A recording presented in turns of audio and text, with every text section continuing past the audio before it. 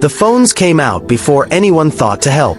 That's the world we live in now, isn't it? Where a 73-year-old woman can collapse on wet tile, groceries rolling across the floor like lost prayers, and the first instinct isn't mercy. It's mockery. It's content. It's 15 seconds of fame built on someone else's pain. But I'm getting ahead of myself. If you're new here, welcome to a place where we tell stories that matter. Stories about real people facing impossible choices. And if you're back, thank you. You're the reason we keep going. Before we dive in, do me a favor. Hit that subscribe button. Trust me, you're going to want to see how this one ends. Because what started as the worst day of one waitress's life became the moment that changed everything. Now, let me take you back to that Friday morning at Verona Cafe. The place was packed. Wall-to-wall chaos. Espresso machines screaming, silverware clattering like angry percussion, customers barking orders as if volume could speed up time. Near the window sat Mark Davenport, some wannabe influencer with 200,000 followers who thought filming his breakfast made him important. Across from him, the Thorne twins, Addie and Lacey, draped in designer everything, their laughter sharp enough to cut glass. And weaving through it all was Nina Harper, 27 years old. Apron frayed at the edges.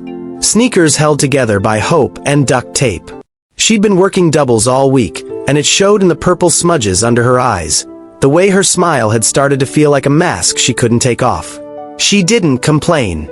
Couldn't afford to. Every dollar she made went toward keeping her younger brother Colin in college, toward keeping the lights on in their cramped apartment across town, toward proving that kindness still mattered even when the world kept punishing her for it. The rain started just after 9. Not the dramatic kind you see in movies, just ugly drizzle that turned the sidewalk slick and made everyone's mood worse. That's when the old woman walked in. Gray hair plastered to her forehead. Knitted shawl soaked through. No umbrella. Cloth grocery bags cutting into her thin wrists. She looked so small standing there in the doorway, blinking water from her eyes like she'd wandered into the wrong story. Nina noticed her immediately. She always noticed the ones everyone else ignored. The woman took 3 steps toward an empty table. Her shoe caught the wet tile. And then she was falling, arms pinwheeling, bags flying, apples and oranges scattering across the floor in a burst of color against all that gray. The sound she made when she hit the ground. That soft, surprised gasp. It cut through the cafe noise like a knife. Nina moved before thinking. Dropped her tray. Was on her knees beside the woman before the fruit stopped rolling. Around them, the cafe went quiet. But not the good kind of quiet. The waiting kind. The watching kind. Ma'am, are you okay? Can you hear me? Nina's hands were gentle, checking for blood, for broken bones, for anything that needed immediate help. The old woman blinked up at her, dazed. I'm fine, dear. Just clumsy. You're not clumsy. The floor's wet. Here, let me help you up. Slow now. That's when the whispers started. Oh my God, is she seriously making a scene right now? Addie Thorne's voice carried like she wanted it to. The waitress or the old lady? Lacey giggled. Mark Davenport had his phone out. Of course he did. Angled perfectly to catch Nina kneeling in spilled coffee, gathering bruised fruit, helping the old woman into a chair with the kind of care that made good content. His thumb moved across the screen. Already posting. Already captioning. Nina didn't notice. She was too busy pressing napkins into the woman's trembling hands, too busy flagging down another server for hot tea, too busy being human in a room full of people who'd forgotten how. Thank you, dear. The old woman's voice was soft, accented with something European. Italian, maybe. You're very kind. It's nothing. Are you sure you're not hurt? I can call someone for you. Family. A friend. Not necessary. A faint smile. My son will handle it. Nina nodded, squeezed her hand once, and went back to work. She didn't ask for thanks. Didn't take a photo. Didn't post about her good deed. Just returned to the chaos of orders and complaints like nothing had happened. But Mark Davenport's post was already climbing. 500 views. 1,000. 5,000. The caption read, Bronx cafe waitress auditioning for superhero. Ma'am, this is a Wendy's. The comments came fast and cruel. Why is she being so dramatic? Probably hoping for a tip. This is so cringe. Main character energy.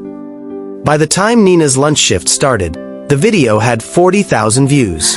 By the time her manager called her into the back office, his face red with fury, it had hit 6 figures.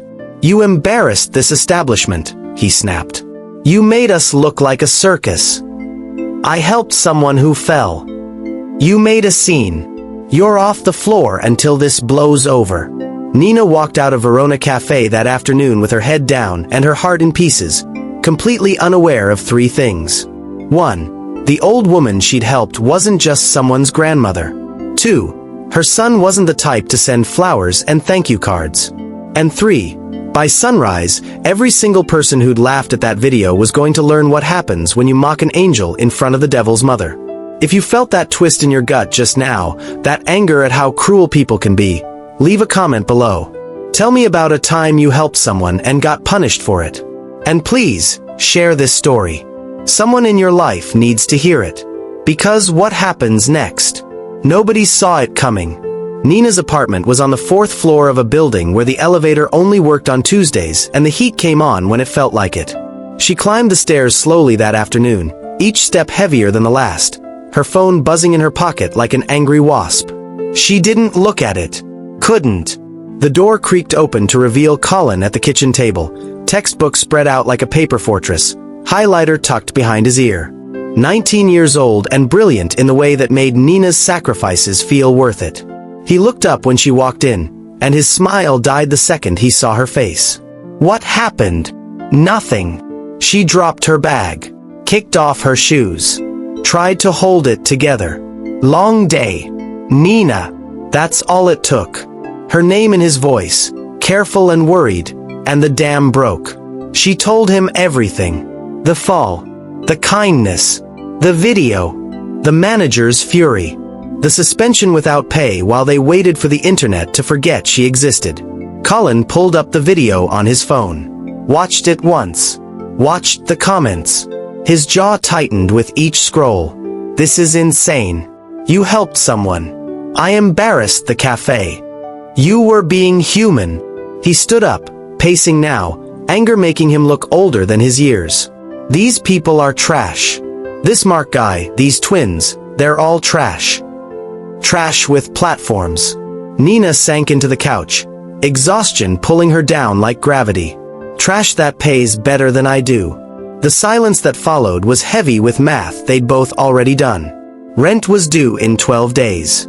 Colin's textbooks for next semester cost $400. The electricity bill sat unopened on the counter because sometimes not knowing the number made it easier to sleep. I can defer a semester, Colin said quietly. Get a job. Help out. No. Nina. No. She looked at him, really looked at him, and tried to remember why she kept doing this. You're going to finish school. You're going to get out of here. One of us has to make it. Her phone buzzed again. And again. And again. She finally looked. The video had been shared to Reddit, to Twitter, to some Facebook group called Service Industry Cringe, with 3 million members. Her face was everywhere, blurred slightly but not enough. The comments had evolved from mockery to something darker. She probably staged it for attention. Bet she asked the old lady to fall. This is what's wrong with millennials. Everything's a performance. Someone had found the cafe's Yelp page and left 1 star. Staff creates drama for social media clout. 40 people had marked it helpful. Nina turned off her phone and sat in the dark of her apartment, listening to the radiator clank and the couple upstairs scream at each other, wondering when doing the right thing had become a crime punishable by public humiliation. She had no idea that across the city, in a penthouse apartment that cost more than she'd earn in a lifetime, an old woman was showing her son a video. She had no idea that the son was Don Rafael Vistone, a man whose name made prosecutors nervous and politicians careful. She had no idea that Maria Vistone was pointing at the screen with a bruised wrist and saying, "That girl, the only one who helped. I want to thank her." And she definitely had no idea that Rafael had already made a phone call, his voice cold and precise, to someone who made problems disappear. What do you do when kindness costs you everything? Drop a comment if you've ever been punished for doing the right thing. And hit that like button because this story is about to take a turn nobody expects. Not the influencer. Not the twins. And especially not Nina. Rafael Vistone had been back in New York for exactly 4 hours when he walked into his mother's apartment and knew something was wrong. Not wrong in the obvious way. No broken glass. No signs of forced entry. The place still smelled like her lavender soap and the lemon cookies she made every Sunday. But a mother's apartment has a rhythm when you've known it your whole life, and this rhythm was off. He found her in the sitting room, tea cooling in her favorite cup, staring at her phone with an expression he'd only seen a handful of times. The same look she'd worn when his father died. When they'd buried his brother. When the world took something from her and she was deciding whether to grieve or get even. Mama! He crossed the room in 3 strides, dress shoes silent on antique rugs that cost more than cars. What happened? Maria Vistone looked up at her son. Her youngest. Her survivor. The one who'd taken his father's empire and doubled it, who'd turned their name from notorious to untouchable, who'd spent 3 years in Italy cleaning up family business and had flown home the moment she'd asked. She was 73 years old and had lived through wars, immigration, poverty, and the kind of violence that made normal people flinch. But right now, sitting in her chair with a bruise purpling on her wrist, she looked small. That's what got him. The smallness. I fell today, she said simply. Rafael's entire body went still. That particular kind of still that people in his world recognized as a warning. Where? When? Who was there? A cafe. This morning. I was clumsy, the floor was wet. I went down hard. She waved her hand like it was nothing, but he saw her wince. Scattered my groceries everywhere. Quite the spectacle. Did anyone help you? One person. Maria's expression softened, and that's when Rafael knew this story had more layers. A waitress. Young thing, couldn't have been making more than minimum wage. She dropped everything. Didn't hesitate. Got on her knees in the mess, helped me up, brought me tea, made sure I was safe. Good. Rafael pulled out his phone. I'll send flowers. A gift. What's her name? I didn't get it. But Rafael, there's more. Maria picked up her phone, hands steadier now, and turned the screen toward him. Everyone else laughed. The video was queued up. 47 seconds long. Rafael watched it once in silence. His mother falling. Fruit scattering. A young woman in a stained apron rushing over while others pulled out phones. Whispers caught on camera audio. Laughter. That influencer with his smug face and his caption designed for maximum cruelty. Rafael watched it again. Noticed how his mother had tried to catch herself. How hard she'd hit. How no one moved except the waitress. How the girl's face showed nothing but concern while everyone else's showed entertainment. He watched the comment count climb in real time. Watched strangers pile on. Watched people who'd never met his mother or this waitress decide they were both worth mocking.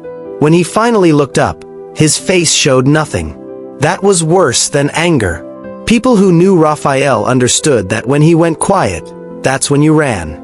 The cafe. His voice was soft. Gentle, almost. Verona. Near the financial district. The influencer? Mark Davenport. Says so on his profile. The others who laughed. Rafael. Maria put her hand over his. The girl lost her job over this. That manager suspended her for helping me. For making his cafe look bad. Something shifted in Rafael's expression. Not anger. Calculation. What's the girl's name, Mama? I told you, I didn't get it. But someone will know. Rafael stood, already dialing. The phone rang once before a voice answered. No greeting, just waiting. I need information on Verona Cafe, Financial District. Every employee, especially a waitress, mid-20s, worked the morning shift today. I need her name, address, and history within the hour. He paused. Also pull everything on Mark Davenport. The influencer. Bank accounts, properties, every platform he's on. I want to know what he loves so I know what to take. He hung up. Made another call. It's me. That video going around. The old woman in the cafe. I need it gone. Not hidden. Gone. Every platform, every share, every comment cached in every server. And I need the original posters accounts frozen. All of them. Make it look like terms of service violation. Another call. Tony.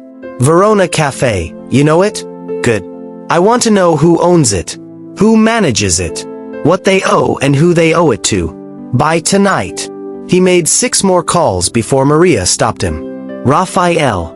What are you doing? He knelt beside her chair, taking her hands carefully, mindful of the bruises.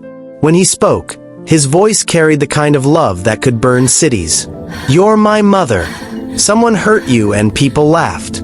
That waitress showed you kindness and they punished her for it. He kissed her knuckles gently. I'm going to fix both of those things. Don't hurt the girl. Never. But the others. Rafael stood, straightening his cuffs, his expression settling into something cold and final. They're going to learn that mockery has a price. And in this city, Mama, I'm the one who sets it. By the time the sun set over New York that evening, the video had started disappearing. Links went dead. Shares vanished. Mark Davenport's Instagram account displayed a message.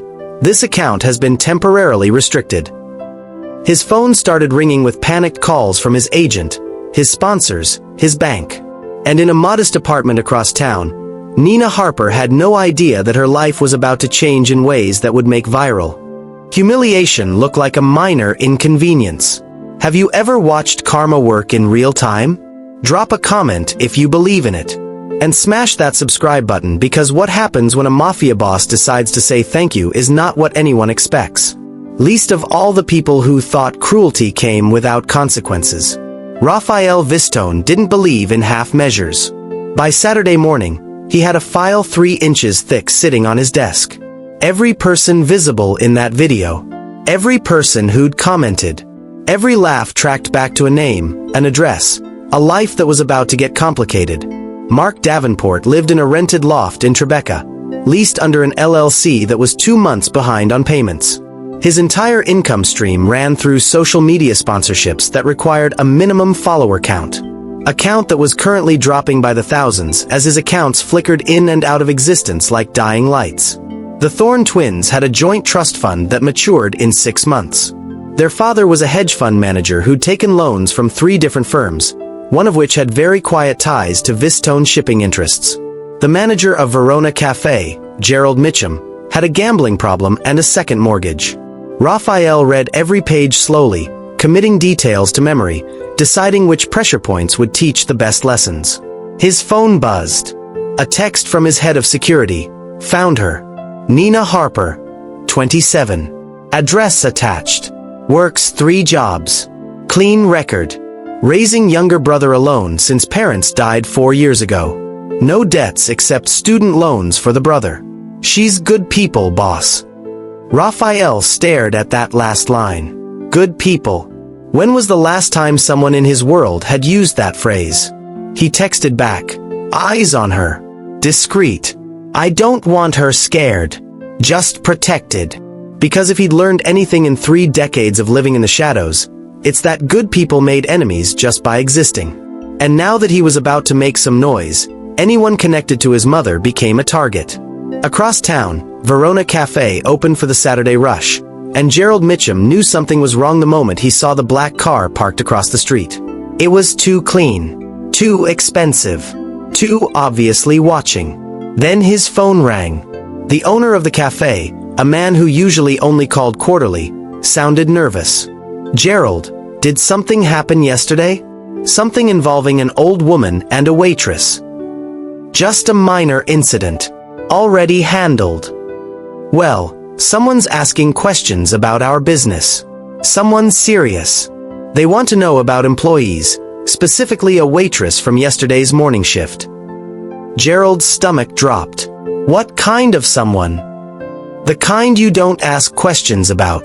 The kind you cooperate with. A pause. That waitress you suspended. Nina Harper. What did she do? She caused a scene, got us bad publicity. Fix it. Rehire her. Apologize. Do whatever it takes. And Gerald? Find out who that old woman was. The line went dead. Gerald pulled up the security footage from yesterday, hands shaking slightly, scanning faces until he found her. The old woman. Gray hair, knitted shawl, falling in slow motion across his screen. He zoomed in on her face and did a reverse image search, hoping for nothing. What he got made his blood turn to ice water. 3 results. All old society photos from charity galas. All labeled with the same name. Maria Vistone. Vistone. Gerald had lived in New York his whole life.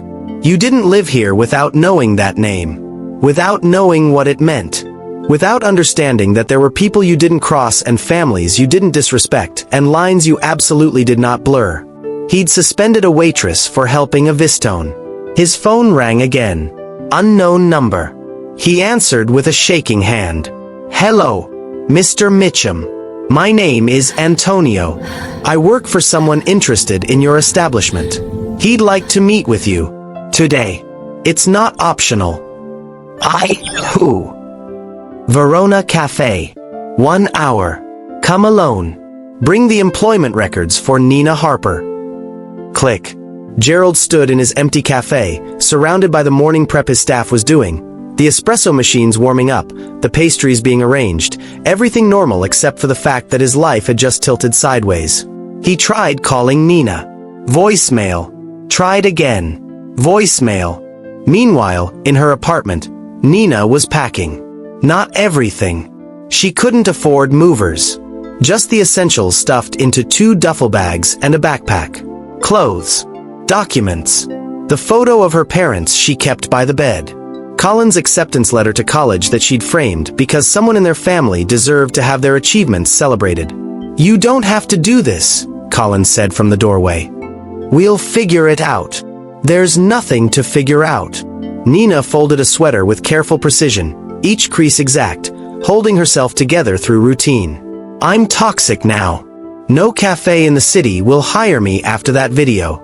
But there's a diner in Philadelphia, friend of mine manages it, says they need weekend help. Philadelphia's 2 hours away. They have buses. Nina. She stopped folding. Stood there holding a sweater that was more holes than fabric, breathing carefully through the weight in her chest. I can't stay here and watch you drop out of school because I helped someone. I can't do it, Colin. So I'm going to Philadelphia, I'm going to work double shifts, and you're going to finish your degree. That's the plan. Her phone sat on the counter, powered off, because she couldn't take another notification. Couldn't read another comment about how pathetic she was, or how staged it looked, or how people like her were ruining society with performative kindness. She had no idea her phone had 17 missed calls from her old manager. No idea that the video had vanished completely from the internet. No idea that in exactly 43 minutes, Rafael Vistone would walk into Verona Café and ask one simple question that would make everyone who'd laughed wish they'd been literally anywhere else that Friday morning. And she definitely had no idea that running to Philadelphia wouldn't matter, because Rafael had already decided she was under his protection. And in his world, that was a decision that bent reality. Ever felt like giving up right before everything changed? Tell me in the comments about a time you almost quit. And make sure you're subscribed because the next part is where justice stops being patient and starts being personal. Rafael Vistone entered Verona Café at exactly 11 in the morning, and the temperature in the room dropped 10 degrees. He didn't announce himself. Didn't need to. 6 men in dark suits came in first, fanning out with the practiced efficiency of people who secured rooms for a living. Then Rafael, dressed in charcoal gray that probably cost more than the cafe's monthly revenue, his presence filling the space like smoke. Every conversation died. Gerald Mitchum appeared from the back office, face pale, employment file clutched in sweating hands. Mr. Vistone, I can explain. Rafael held up one hand. Silence fell so fast it echoed. Where is the waitress who helped my mother? Gerald's mouth opened, closed. Nina Harper. She's not here. I suspended her, but I was wrong. I see that now. I'd like to offer her the position back with a raise. You suspended her. Rafael's voice was soft, conversational, for helping an elderly woman who'd fallen. It was a misunderstanding. The video made us look. The video. Rafael smiled, and it was the kind of smile that made smart people remember urgent appointments elsewhere. Tell me, Mr. Mitchum, who filmed that video? Mark Davenport. He's an influencer, comes in most mornings. I know who he is. Is he here now? As if summoned by fate's cruelest sense of timing, the bell over the door chimed. Mark Davenport walked in, phone already out, probably ready to film his comeback after his mysterious account suspension. He made it 3 steps before he registered the scene. The suits. The atmosphere. Rafael turning to look at him with the kind of attention predators give prey. Mark Davenport. Not a question. Yeah. Who's asking? Mark tried for confident. Landed somewhere near terrified. Rafael gestured to one of his men, who moved behind Mark. Not touching. Just there. Blocking the exit. You posted a video yesterday. Mocking my mother. Mocking a young woman whose only crime was kindness. Rafael stepped closer. That video cost Nina Harper her job. Her reputation. Possibly her future. All for your entertainment. Mark's face went from pale to white. Look man, I didn't know she was your mother, it was just content, I delete stuff all the time. But you didn't delete it. You left it up while thousands of people used it to torture a good person. Rafael pulled out his phone. Here's what's going to happen. You're going to go live. Right now. Every platform you have left. And you're going to apologize. My accounts are suspended. Rafael nodded to another suit, who tapped his phone twice. Mark's phone buzzed. His Instagram flickered back to life. Facebook, Twitter, TikTok, all of them restored in an instant. Mark stared at his phone like it had performed a miracle, then looked at Rafael with new understanding. The kind of understanding that came with realizing exactly how much power was standing in front of him. You did that. I did that. And I can undo you just as easily. Rafael's voice never rose. Didn't need to. So you're going to go live. You're going to explain that you mocked a kind person for helping someone in need. You're going to name Nina Harper and tell your followers she's a hero. And you're going to mean it. Because if I think you're performing, if I sense even a hint of sarcasm, those accounts disappear permanently. Along with some other things you value. What things? Rafael smiled. Test me and find out. Mark's hands shook as he opened Instagram. Positioned the camera. Took a breath. Wait. Rafael gestured to Gerald. You two. Right beside him. You're going to explain why you suspended her and why you were wrong. Gerald moved like a man walking to his execution. The live stream started. Viewers flooded in immediately, drawn by the notification that Mark Davenport was back. The comments section exploded with curiosity. Mark cleared his throat. Hey everyone! I need to say something important. Yesterday, I posted a video mocking a waitress named Nina Harper for helping an elderly woman who'd fallen. I was cruel. I was wrong. That woman showed compassion when everyone else, including me, showed nothing but mockery. His voice cracked. Maybe from fear. Maybe from shame. Maybe both. Nina Harper is a good person who lost her job because of my video. Because I valued clicks over human decency. I'm sorry, Nina. Wherever you are, you deserved better from me. From all of us. Gerald spoke next, his voice hollow. I'm Gerald Mitchum, manager of Verona Café. I suspended Nina for helping a customer. For being kind on camera. I was protecting the wrong thing. Nina, you have your job back if you want it. With a raise. With an apology I should have given yesterday. The comments shifted in real time. Wait, He suspended her for helping someone? This is actually a sincere apology, wow. Who's the guy in the suit behind them? Nina Harper is a hero. Everyone find her and send love. Rafael watched the view count climb. 50,000. 75,000. 100,000 people watching two men admit they'd punished kindness and were sorry.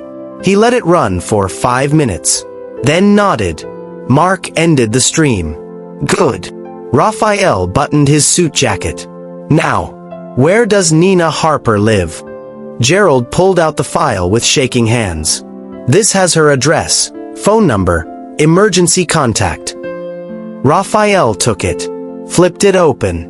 Read the address and felt something shift in his chest when he saw the neighborhood. Not dangerous. Just forgotten. The kind of place where people worked 3 jobs and still couldn't get ahead. She's not there, Gerald said quietly. I tried calling. No answer. I heard from another server that she might be leaving the city. Rafael's expression hardened. Leaving. She thinks she's unhireable now. Thinks the video ruined her. For a long moment, Rafael stood perfectly still. Then he turned to the man on his left. Find her. I don't care if she's on a bus, a train, or walking to Philadelphia. Find her and bring her to me. Yes, sir. Rafael looked around the cafe one last time. At the customers who'd been filming this whole interaction on their own phones. At Mark Davenport, who looked like he'd aged 5 years in 5 minutes. At Gerald, who was learning that some mistakes had consequences that lasted. If I find out any of you speak to Nina Harper before I do, if you harass her or contact her or so much as mention her name online, what happened today will feel like mercy. Are we clear? Every head nodded. Rafael walked out into the Saturday sunlight, already making calls, already moving pieces on a board these people couldn't see. Nina Harper had shown his mother kindness when cruelty was easier. Had paid a price for basic human decency. And now Rafael was going to show her what happened when you accidentally saved the one person in New York City who could actually change your entire world. Whether she wanted it or not. The comments are going crazy asking what happens next. Drop your prediction below. And if this story's got you hooked, share it with someone who needs to believe in justice. Because when a man who owns half the city decides you're worth protecting, running doesn't help. Nina's about to find that out. They found Nina at the bus station. She was sitting on a plastic chair bolted to the floor, duffel bag at her feet, backpack clutched in her lap like a life preserver. The Philadelphia bus was boarding in 20 minutes. She'd already said goodbye to Colin 3 times, each one harder than the last, until he'd finally stopped arguing and just held her. She didn't notice the black car pulling up outside. Didn't notice the man in the suit scanning the terminal until his eyes landed on her. Didn't notice anything until a voice beside her said, Nina Harper? She looked up. The man was tall, professional, with the kind of posture that suggested military background. His expression was neutral but not unkind. Yeah. Someone would like to speak with you. It's about yesterday. The woman you helped. Nina's stomach clenched. Is she okay? Was she hurt worse than I thought? She's fine. Better than fine. But her son would very much like to thank you personally. He gestured toward the exit. If you'll come with me. Every instinct Nina had learned from growing up in New York screamed at her not to follow strange men in suits to unmarked cars. But something in his tone, the specific mention of the old woman, the formality of it all, made her hesitate. I have a bus to catch. We'll have you back in time. You have my word. She studied his face. Found nothing threatening. Just patience. Fine. But if this is weird, I'm leaving. Understood. The car was nicer than anything Nina had ever been inside. Leather seats. Tinted windows. The kind of vehicle that cost more than she'd earn in 5 years. They drove for 15 minutes, deeper into the city, until they pulled up to a building that made her duffel bag feel even more pathetic. Doorman. Marble lobby. An elevator that required a keycard to access the top floors. Where are we? Mr. Vistone's office. This way, please. They rode to the 23rd floor in silence. The doors opened to reveal a reception area that looked like it belonged in a magazine. Floor-to-ceiling windows. Art that was probably original. Everything clean and expensive, and so far from Nina's world she felt like an astronaut on a foreign planet. The man led her down a hall to double doors, knocked once, then opened them. The office beyond was vast. And standing by the window, silhouetted against the New York skyline, was a man who turned when she entered. Rafael Vistone was younger than she expected. Mid-30s, maybe. Handsome in the way that made you nervous, like beauty that came with a price tag. He wore his authority like other men wore cologne, subtle but unmistakable. "Miss Harper, thank you for coming." His voice was smooth, controlled. "Please, sit." Nina stayed standing. "Is the woman from yesterday okay?" "Your mother." Something flickered in Rafael's expression. Surprise, maybe, that her first question was concern. "She's fine. Bruised, but fine. Thanks to you. I didn't do anything special. Anyone would have. But they didn't." Rafael moved closer, and Nina saw something dangerous in his eyes. Not dangerous to her. Dangerous for her. Everyone else laughed. Filmed. Mocked. "You helped. And you were punished for it." Nina shifted her weight.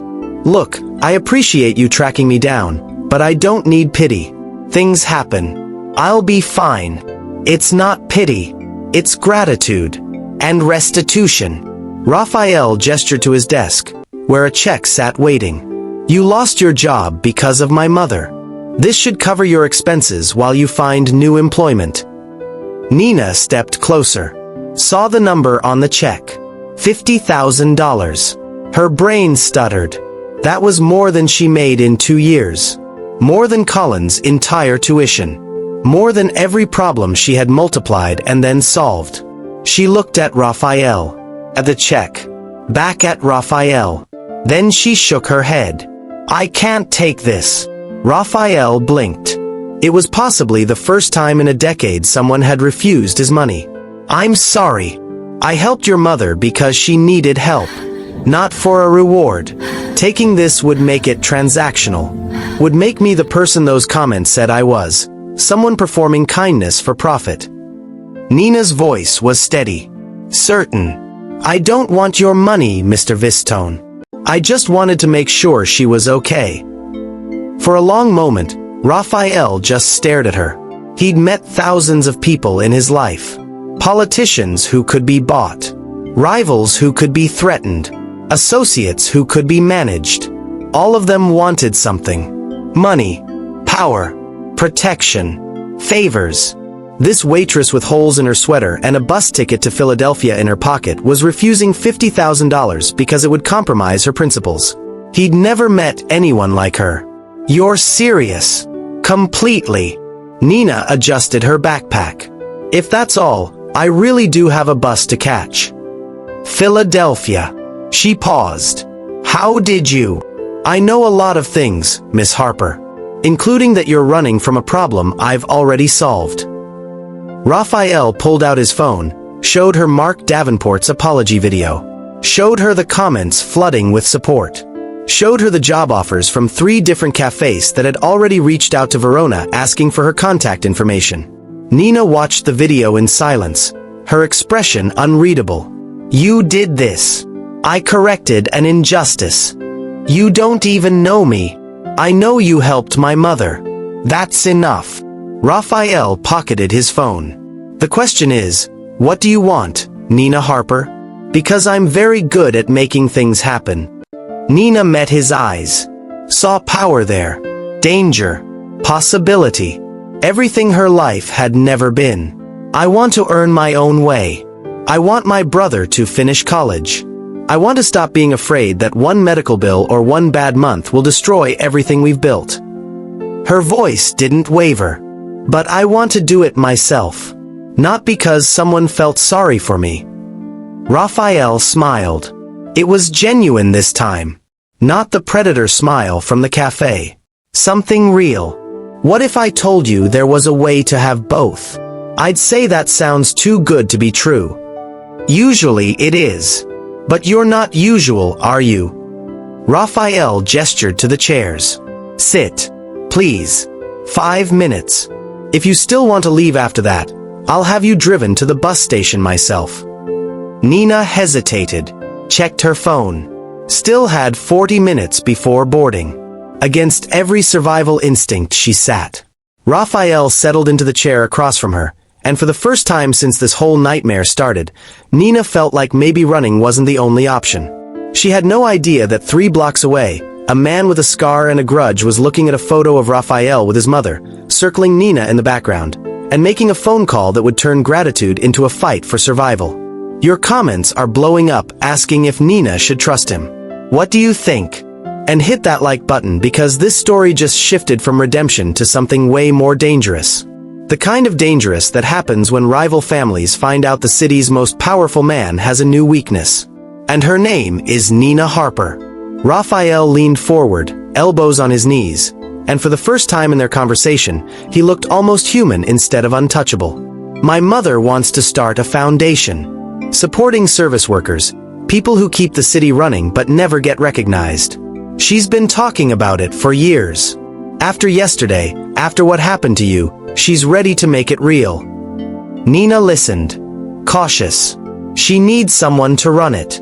Someone who understands what it's like to work 3 jobs and still come up short. Someone who actually cares about people, not just optics. Rafael's gaze was steady.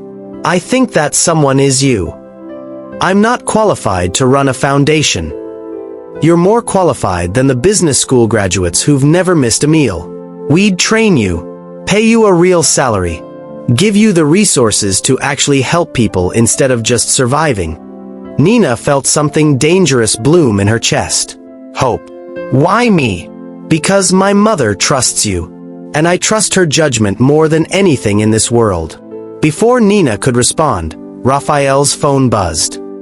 He glanced at it, and his entire expression changed. The warmth vanished, replaced by something cold and calculating. He answered without greeting. Listened. His jaw tightened.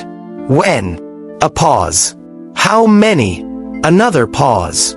Keep her brother safe. Double the security. I'm coming now. He hung up and looked at Nina with an intensity that made her pulse spike. Do you have enemies, Miss Harper? What? No. I'm a waitress. You were a waitress. Now you're the person my mother is grateful to. Which means you're the person I'm protecting. Which means you just became very interesting to people who want to hurt me. Nina stood up. Alarm bells ringing. What are you talking about? Rafael was already moving, pressing a button. On his desk that made the double doors open. 3 men entered immediately. There's a crew watching your apartment building. 2 cars, 5 men, armed. They're not there for surveillance. Rafael's voice was clipped, efficient, terrifying in its calm. My people have eyes on your brother. He's safe. But you can't go back there. Not yet. Colin. Nina's voice cracked. I need to see Colin. And you will. But first we need to move you somewhere secure. Rafael grabbed his jacket. I'm sorry, Nina. This is my world bleeding into yours. But I promise you, no one will touch you or your brother. Not while I'm breathing. This is insane. Yesterday I was just trying to pay rent. Now there are armed men watching my apartment. Welcome to the cost of being kind to a Vistone. Rafael's expression softened slightly. I know this isn't fair. I know you didn't ask for this. But it's happening, and I need you to trust me for the next few hours. Can you do that? Nina thought about Colin. About the life she'd built from nothing. About how one act of basic human decency had somehow pulled her into a world she didn't understand. She thought about running. About saying no. About getting on that bus and never looking back. Then she thought about the men watching her building. About Colin in danger because she'd helped an old woman pick up groceries. What do you need me to do? Relief flashed across Rafael's face. Come with me. Stay close. Don't argue with my security. This will be over soon. They moved fast. Down a private elevator. into an underground garage, into a different car, this one armored, with 2 vehicles flanking them front and back. Nina's hands were shaking. Who are these people? Why do they care about me? A rival family. The Calabrese crew. They've been looking for leverage against me for months. Saw the video, saw my mother, figured out you helped her, watched me pull you from the bus station. Rafael's voice was tight with controlled anger. They think you matter to me. They're right. I don't matter to you. You don't even know me. You mattered to my mother. That's the same thing. The convoy moved through the city with purpose. Nina watched the streets blur past, everything familiar suddenly foreign. Her phone buzzed. Colin's name. Rafael nodded permission. She answered. Nina, there are guys outside the apartment. Really serious-looking guys. They say they work for someone named Vistone. What's going on? I'm okay. I'm with Mr. Vistone now. Those men are protecting you. Protecting me from what? Nina looked at Rafael, who was listening to reports through an earpiece, his expression getting darker by the second. I'll explain everything. Just stay inside. Don't open the door for anyone except the men who identified themselves. Okay. You're scaring me. I'm scared too. But we're going to be fine. She hoped she sounded more certain than she felt. I love you. I'll call you soon. She hung up, looked at Rafael. How long do I have to hide? You're not hiding. You're being strategic. Rafael's phone buzzed again. He read the message and swore under his breath. They just made contact. Want a meeting. They're offering to back off if I give them territory in Red Hook. So give it to them. Rafael's laugh was sharp. It doesn't work that way. I give them Red Hook today. They ask for Brooklyn tomorrow. You don't negotiate with people who threaten civilians. You eliminate the threat. The word eliminate hung in the air like smoke. Nina realized exactly what kind of man she was sitting next to. What kind of world she'd stumbled into. The kind where problems didn't go to court. They just disappeared. I don't want anyone to die because of me. Rafael turned to her, and his eyes were harder than she'd ever seen. Then you should have let my mother stay on the floor. Because the second you helped her, the second you showed kindness when everyone else showed cruelty, you became someone worth protecting. And I protect what's mine. I'm not yours. Tell that to the Calabrese family. They already think you are. The car pulled into another underground garage, this one beneath a building Nina didn't recognize. We're here. Stay close. Trust my people. And Nina. She looked at him. I'm sorry your kindness came with a price tag, but I'm going to make sure you never have to pay it. They exited into fluorescent light and concrete, surrounded by armed men, and Nina wondered if helping that old woman was the best decision she'd ever made or the one that would destroy everything. Drop a comment if you'd trust Rafael right now or run for your life. And subscribe because the everything explodes soon. The Calabrese family just made their move. Nina's about to find out what protection really means. And somewhere in the city, a mother is making tea and preparing to remind everyone why you don't threaten people she considers family. The safe house was a penthouse 3 miles from Nina's apartment, with windows that didn't break and doors that could withstand small explosives. Rafael made calls in rapid Italian while Nina sat on a leather couch that cost more than her yearly rent, trying to process how her life had become a crime thriller in less than 48 hours. It took 6 hours. 6 hours of Rafael's people moving through the city like chess pieces. 6 hours of negotiations that weren't really negotiations, just warnings delivered in quiet voices to men who understood that some lines, once crossed, erased you from the board. Nina didn't see most of it. What she saw was Rafael returning to the penthouse at midnight, exhaustion in the set of his shoulders, and saying simply, "It's done. The Calabrese family has agreed to a truce. You're not leverage anymore. You're protected. Permanently. What did you give them? Nothing they didn't already owe me." Rafael poured himself whiskey, drank it in one swallow. Your brother's been moved to a secure apartment near his campus. Better neighborhood. No rent. Non-negotiable before you argue. Nina opened her mouth. Closed it. I don't know how to repay this. You already did. You helped my mother when no one else would. Rafael set down the glass. The foundation position is still open if you want it. Or if you want something else, tell me. You've earned a wish, Nina Harper. She thought about it. About foundations and salaries and lives she'd never imagined. Then she thought about Verona Café. About rushed mornings and coffee steam and the simple satisfaction of serving someone exactly what they needed. I want my own place, she said quietly. Nothing fancy. Just a cafe where people are kind to each other. Where service workers are respected. Where someone like me could work without being treated like furniture. Rafael smiled. The real smile. Then that's what you'll have. 3 months later, Nina stood in front of a small cafe in a neighborhood that was gentrifying but not gentrified. The sign above the door read, Harper's, in simple bronze letters. Inside, the walls were warm yellow. The furniture was mismatched but comfortable. The menu was short. Good coffee, fresh pastries, real food at fair prices. And on the wall behind the register, a framed sign, Kindness is always on the house. The cafe had opened with funding from the Vistone Foundation, though Nina's name was the only one on the paperwork. She'd hired 3 staff members, all former service workers who'd been mistreated at previous jobs. She paid them $15 above minimum wage and provided health insurance.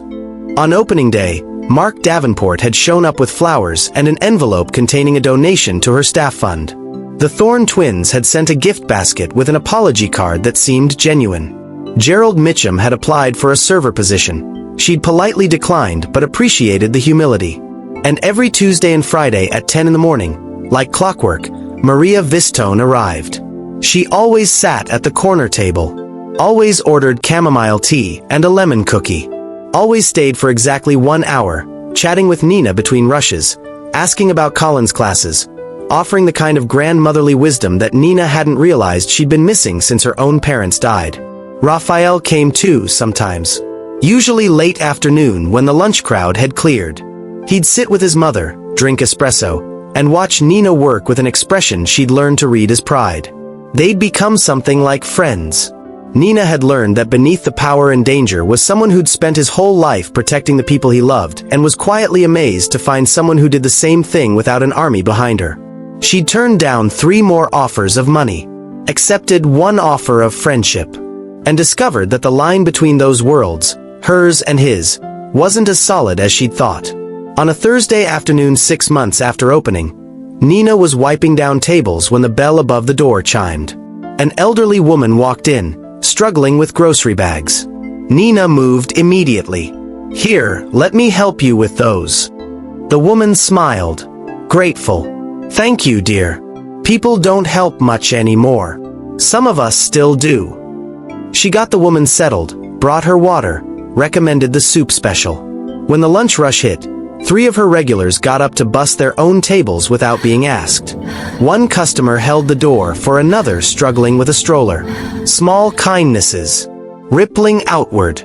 Maria watched from her corner table, sipping tea, and when Rafael arrived 20 minutes later, she gestured to the scene. You see, 1 person can change the temperature of a whole room. Rafael watched Nina laugh at something a customer said, her whole face bright with the kind of joy that couldn't be bought. She changed more than a room, Mama. That evening, after closing, Nina counted the register while Colin studied at a corner booth. Her cafe. Her rules. Her life built on the foundation of 1 moment when she'd chosen kindness over convenience. Her phone buzzed. A text from Rafael. Mama wants to know if you're coming to Sunday dinner. Fair warning, she's inviting her entire book club. You'll be interrogated. Nina smiled and typed back, tell her I'll bring dessert. She locked up at 8, walked Colin to the subway, and headed to the apartment that was finally starting to feel like home instead of a place she was just surviving in. The city moved around her. Millions of people, thousands of stories, countless moments where someone could choose cruelty or compassion. Nina had chosen compassion. And it had chosen her right back.